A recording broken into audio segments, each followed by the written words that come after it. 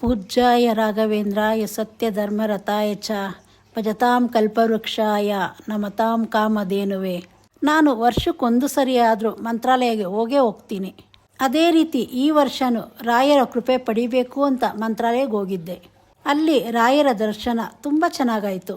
ಅದೇ ರೀತಿ ರಾಯರ ದರ್ಶನ ಮಾಡಿ ಮಂತ್ರಾಕ್ಷತೆ ತಗೊಂಡು ಅಲ್ಲೇ ಸ್ವಲ್ಪ ಹೊತ್ತು ಕೂತ್ಕೊಂಡ್ವಿ. ಆಗ ರಾಯರ ದರ್ಶನಕ್ಕಾಗಿ ಹಲವಾರು ಜನ ಭಕ್ತರು ಬಂದಿದ್ದರು ರಾಯರ ಕೃಪೆ ಪಡೆಯೋದಕ್ಕೆ. ಅಲ್ಲಿ ಬಂದಿರೋ ಪ್ರತಿಯೊಬ್ಬರಿಗೂ ಅವರ ಜೀವನದಲ್ಲಿ ಹಲವಾರು ಥರ ಕಷ್ಟ ಇರುತ್ತೆ. ಕೆಲವೊಂದು ಆಸೆ ಕನಸು ಇದೆಲ್ಲ ಈಡೇರಬೇಕು ಅನ್ನೋ ಒಂದು ನಂಬಿಕೆಯಿಂದ ರಾಯರ ಸನ್ನಿಧಿಗೆ ಬರ್ತಾರೆ. ಅಲ್ಲಿ ಹಲವಾರು ಜನ ನೋಡಿದೆ ನಾನು. ಕೆಲವರು ಕಣ್ಣೀರಿಡುತ್ತಾ ರಾಯರನ್ನ ಬೇಡ್ಕೊತಾ ಇದ್ರು. ಇನ್ನು ಕೆಲವರಲ್ಲಿ ಸಂತೋಷ ಇತ್ತು. ಇದೇ ರೀತಿ ಹಲವಾರು ಭಕ್ತರನ್ನ ನಾನಲ್ಲಿ ನೋಡಿದೆ. ಅಲ್ಲಿ ಶ್ರೀಮಂತರು ಇದ್ದರು, ಬಡವರು ಇದ್ದರು. ಶ್ರೀಮಂತರು ಅಂದಿದ ತಕ್ಷಣ ಅವ್ರಿಗೆ ಸುಖ, ಬಡವರು ಅಂದಿದ ತಕ್ಷಣ ಅವ್ರಿಗೆ ಕಷ್ಟ ಅಂತ ಸ್ವಲ್ಪ ಜನ ಅನ್ಕೊತಾರೆ. ಆದರೆ ಅಲ್ಲಿ ಬಂದಿರೋ ಪ್ರತಿಯೊಬ್ಬರು ಜೀವನದಲ್ಲೂ ಯಾವುದೋ ಒಂದು ರೀತಿ ಕಷ್ಟ ಇದ್ದೇ ಇರುತ್ತೆ. ಅಲ್ಲಿ ಬಂದಿರೋರು ರಾಯರಿಗೆ ಹಲವಾರು ರೀತಿ ಸೇವೆಗಳು ಮಾಡ್ತಾಯಿದ್ರು.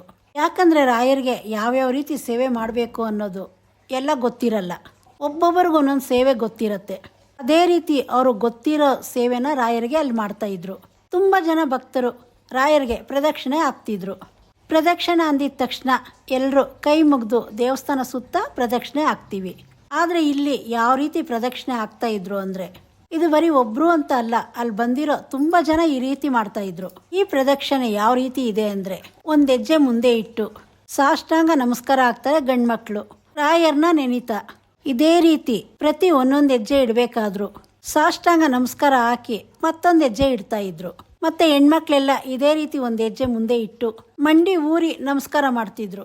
ನಾನು ಆ ವಿಡಿಯೋದಲ್ಲಿ ತೋರಿಸ್ತಾ ಇದ್ದೀನಿ. ಅದನ್ನು ನೋಡಿದ್ರೆ ನಿಮ್ಗೆ ಯಾವ ರೀತಿ ಅಂತ ಗೊತ್ತಾಗತ್ತೆ. ಈ ಒಂದು ಪ್ರದಕ್ಷಿಣೆ ಇದು ನೋಡಿದಷ್ಟು ಸುಲಭ ಅಲ್ಲ, ಕಷ್ಟ ಆಗತ್ತೆ. ಆದರೆ ಅಲ್ಲಿರೋ ಭಕ್ತರಿಗೆ ರಾಯರ ಮೇಲೆ ಯಾವ ರೀತಿ ಭಕ್ತಿ ಇದೆ ಅಂದರೆ, ಬಂದಿರೋ ಹಲವಾರು ಜನ ಈ ಸೇವೆ ಮಾಡ್ತಾಯಿದ್ರು. ಮತ್ತು ನನಗಿನ್ನೊಂದು ಆಶ್ಚರ್ಯ ಆಗಿದೆ ಏನು ಅಂದರೆ, ವಯಸ್ಸಾಗಿರೋರು ಈ ಒಂದು ಸೇವೆ ಮಾಡ್ತಾಯಿದ್ರು. ಯಾಕಂದರೆ ಈ ಸೇವೆ ಚಿಕ್ಕ ವಯಸ್ಸಿನಲ್ಲಿರೋರು ಮಾಡೋದೇ ಕಷ್ಟ. ಅಂಥದ್ರಲ್ಲಿ ವಯಸ್ಸಾದವರು ಈ ಸೇವೆ ಮಾಡ್ತಿದ್ದಾರೆ ಅಂದರೆ ಇದರಿಂದ ಯಾವ ರೀತಿ ಫಲ ಅವ್ರಿಗೆ ಸಿಕ್ಕಿರತ್ತೆ. ಅಲ್ಲಿ ಇದ್ರ ಬಗ್ಗೆ ಕೇಳಿದೆ ನಾನು. ಅವರು ಬಂದಾಗೆಲ್ಲ ಈ ರೀತಿ ಪ್ರದಕ್ಷಿಣೆ ಆಗ್ತಾ ಇರ್ತಾರಂತೆ. ಮತ್ತು ಈ ಪ್ರದಕ್ಷಿಣೆ ಹಾಕ್ಬೇಕಾದ್ರೆ ಏನಾದರೂ ಒಂದು ಕೋರಿಕೆ ಇಟ್ಕೊಂಡು ಈ ಪ್ರದಕ್ಷಿಣೆ ಹಾಕ್ತಾರಂತೆ. ಪ್ರತಿಯೊಂದು ಸಲನೂ ಆ ಕೋರಿಕೆ ಈಡೇರಿದೆಯಂತೆ, ಅವ್ರ ಸಮಸ್ಯೆ ದೂರ ಆಗಿದೆಯಂತೆ. ಅದಕ್ಕೆ ಅವರು ಪ್ರತಿಯೊಂದು ಸಲ ಬಂದಾಗಲೂ ಈ ಪ್ರದಕ್ಷಿಣೆ ಹಾಕ್ತಾರೆ ಅಂತ ಅವ್ರು ಹೇಳಿದ್ರು. ಇದನ್ನು ಕೇಳಿ ನಾನು ಈ ವಿಷಯ ನಿಮಗೆ ತಿಳಿಸ್ಕೊಡ್ಬೇಕು ಅಂತ ಅನಿಸ್ತು. ಅಲ್ಲಿ ತುಂಬ ಜನ ಈ ರೀತಿ ಸೇವೆ ಮಾಡ್ತಿದ್ದಾರೆ, ಈ ರೀತಿ ಪ್ರದಕ್ಷಿಣೆ ರಾಯರಿಗೆ ಹಾಕ್ತಿದ್ದಾರೆ. ಇದನ್ನೆಲ್ಲ ನೋಡಿದಾಗ ಏನು ಅನಿಸುತ್ತೆ ಅಂದರೆ, ರಾಯರು ಎಷ್ಟು ಜನ ಜೀವನದಲ್ಲಿ ಪವಾಡ ಮಾಡಿರಲ್ಲ. ನಿಮಗೆ ಈ ವಿಷಯ ತಿಳಿದು ನಿಮ್ಗೇನು ಅನ್ನಿಸ್ತು ಕಮೆಂಟಲ್ಲಿ ತಿಳಿಸಿ. ಮತ್ತು ಯಾರೆಲ್ಲ ಮಂತ್ರಾಲಯಕ್ಕೆ ಹೋದಾಗ ಈ ರೀತಿ ಪ್ರದಕ್ಷಿಣೆ ಹಾಕಿದ್ದೀರಾ, ರಾಯರು ಯಾವ ರೀತಿ ನಿಮ್ಮ ಜೀವನದಲ್ಲಿ ಪವಾಡ ಮಾಡಿದ್ದಾರೆ ಕಮೆಂಟ್ ಮಾಡಿ ತಿಳಿಸಿ. ಮತ್ತು ರಾಯರಿದ್ದಾರೆ ಅಂತ ಕಮೆಂಟ್ ಮಾಡಿ. ಇನ್ನು ಮುಂದೆ ಇದೇ ಥರ ಹಲವಾರು ವಿಷಯಗಳು, ಹಲವಾರು ಮಾಹಿತಿಗಳು ನಿಮಗೆ ತಿಳಿಸ್ಕೊಡ್ತೀನಿ. ಚಾನಲ್ನ ಸಬ್ಸ್ಕ್ರೈಬ್ ಮಾಡ್ಕೊಳ್ಳಿ.